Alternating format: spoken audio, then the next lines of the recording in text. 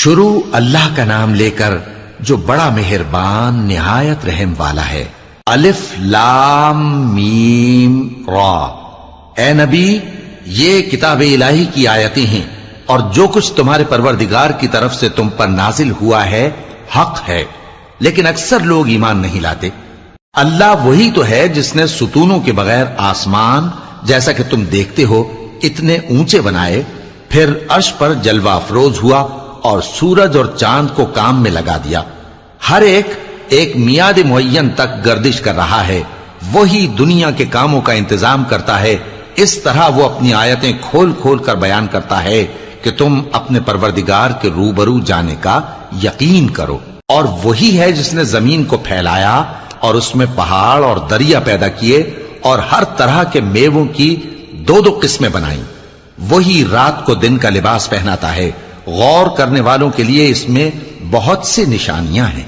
اور زمین میں کئی طرح کے قطعات ہیں ایک دوسرے سے ملے ہوئے، اور انگور کے باغ اور کھیتی اور کھجور کے درخت۔ بعض کی بہت سی شاخیں ہیں اور بعض کی اتنی نہیں ہوتی، باوجود کہ پانی سب کو ایک ہی ملتا ہے۔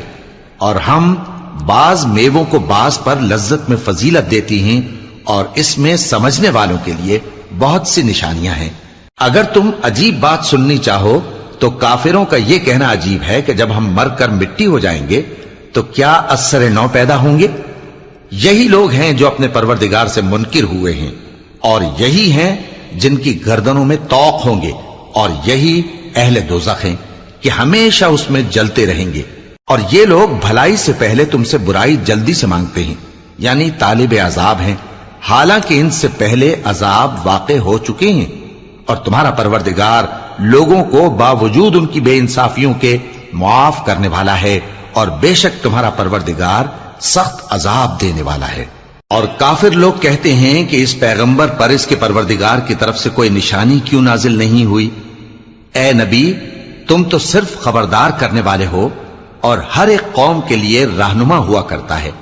اللہ ہی اس بچے سے واقف ہے جو عورت کے پیٹ میں ہوتا ہے، اور وہی پیٹ کے سکڑنے اور بڑھنے سے بھی واقف ہے، اور ہر چیز کا اس کے ہاں ایک اندازہ مقرر ہے۔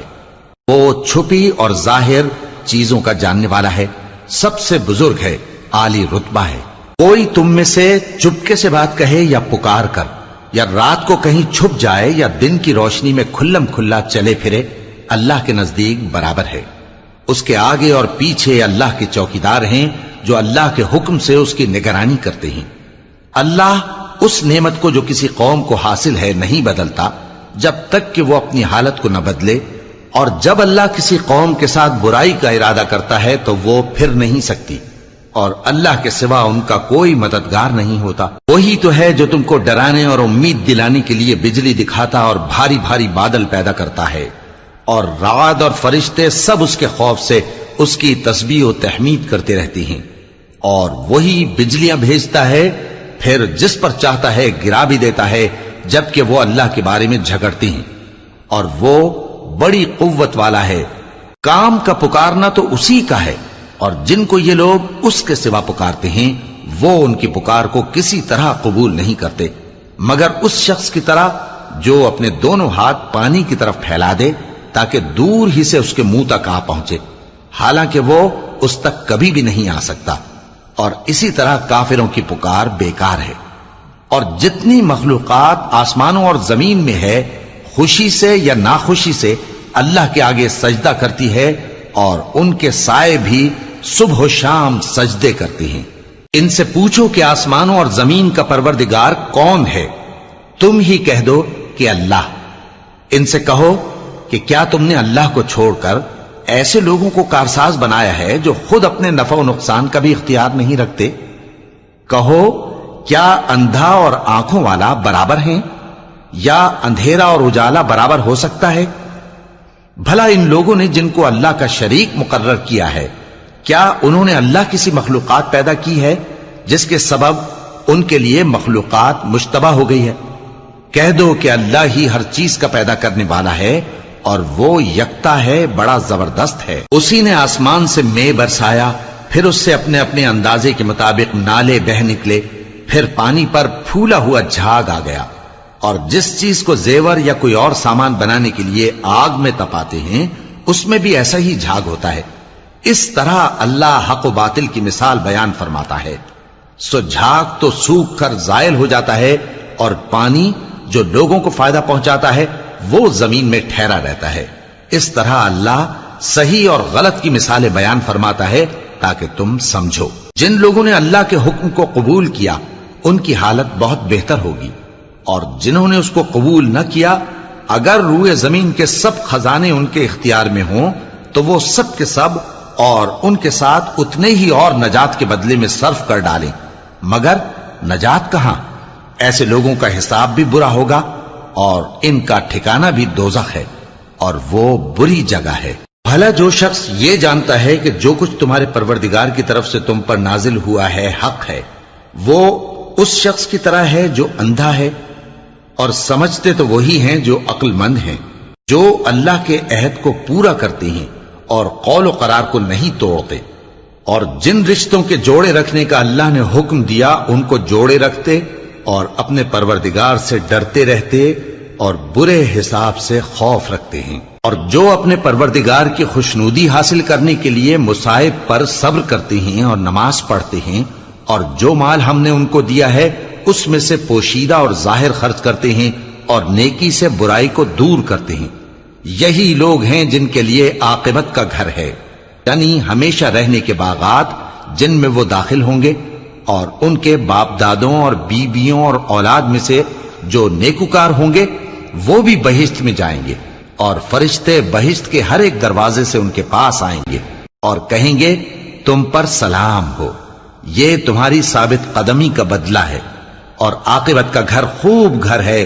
اور جو لوگ اللہ سے پختہ عہد کر کے اس کو توڑ ڈالتے اور جن رشتوں کے جوڑے رکھنے کا اللہ نے حکم دیا ہے ان کو قطع کر دیتے اور ملک میں فساد کرتے ہیں، ایسوں پر لعنت ہے اور ان کے لیے برا انجام ہے.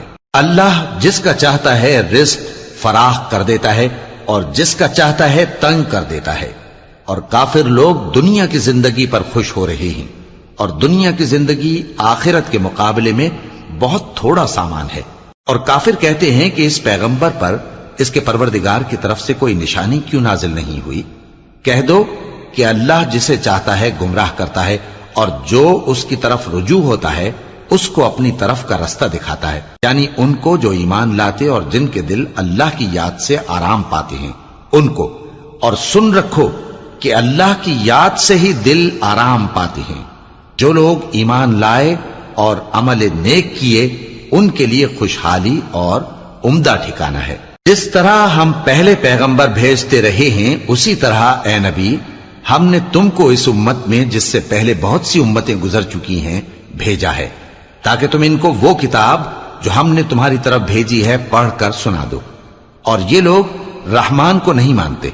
کہہ دو وہی تو میرا پروردگار ہے، اس کے سوا کوئی معبود نہیں، میں اسی پر بھروسہ رکھتا ہوں اور اسی کی طرف رجوع کرتا ہوں. اور اگر کوئی قرآن ایسا ہوتا کہ اس کی تاثیر سے پہاڑ چل پڑتے یا زمین پھٹ جاتی یا مردوں سے کلام کر سکتے تو کیا یہ لوگ ایمان لے آتے؟ بات یہ ہے کہ سب باتیں اللہ کے اختیار میں ہیں. تو کیا مومنوں کو اس سے اطمینان نہیں ہوا کہ اگر اللہ چاہتا تو سب لوگوں کو ہدایت کے رستے پر چلا دیتا؟ اور کافروں پر ہمیشہ ان کے اعمال کے بدلے آفت آتی رہے گی یا ان کے مکانات کے قریب نازل ہوتی رہے گی یہاں تک کہ اللہ کا وعدہ آ پہنچے. بے شک اللہ وعدہ خلاف نہیں کرتا. اور تم سے پہلے بھی رسولوں کے ساتھ تمسخر ہوتے رہے ہیں تو میں نے کافروں کو مہلت دی، پھر میں نے ان کو پکڑ لیا. سو دیکھ لو کہ میرا عذاب کیسا رہا. تو کیا وہ جو ہر شخص کے اعمال کا نگراں و نگہبان ہے وہ بتوں کی طرح بے علم و بے خبر ہو سکتا ہے؟ اور ان لوگوں نے اللہ کے شریک مقرر کر رکھے ہیں. ان سے کہو کہ ذرا ان کے نام تو لو. کیا تم اسے ایسی چیزیں بتاتے ہو جو روئے زمین پر ہیں اور اسے معلوم نہیں، یا تم لوگ محض سطحی بات کی تقلید کرتے ہو؟ اصل یہ ہے کہ کافروں کو ان کے فریب خوبصورت معلوم ہوتے ہیں اور وہ ہدایت کے رستے سے روک لیے گئے ہیں. اور جسے اللہ گمراہ رہنے دے اسے کوئی ہدایت کرنے والا نہیں. ان کو دنیا کی زندگی میں بھی عذاب ہے اور آخرت کا عذاب تو بہت ہی سخت ہے. اور ان کو اللہ کے عذاب سے کوئی بھی بچانے والا نہیں۔ جس جنت کا پرہیزگاروں سے وعدہ کیا گیا ہے اس کی شان یہ ہے کہ اس کے نیچے نہریں بہ رہی ہیں، اس کے پھل ہمیشہ باقی رہنے والے ہیں اور اس کے سائے بھی۔ یہ ان لوگوں کا انجام ہے جو متقی ہیں، اور کافروں کا انجام دوزخ ہے۔